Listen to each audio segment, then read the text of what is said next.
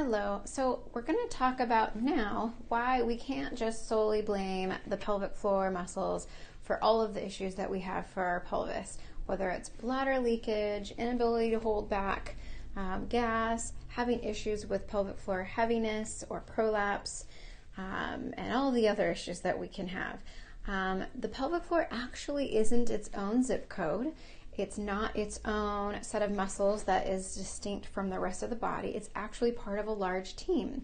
That team is the core muscle team. So let's label the parts so that we all know what we're talking about. We've got a muscle at the top of this core muscle team called the diaphragm, probably right about here. And then below that we've got the pelvic floor muscles. Think of them as the top and the bottom of a soda can.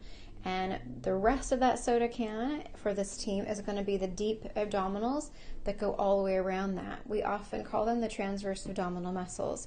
There is another muscle along the back called the multifidus, but for our purposes right now, let's think about top, bottom, and all around. So we cannot think of pelvic floor anymore, now that you know this, as the sole reason why we have issues.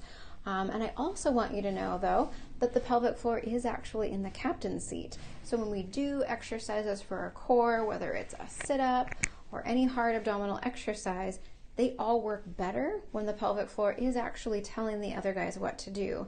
And by that, they're usually engaging early on before the others do. When it all works as a team, things work pretty good.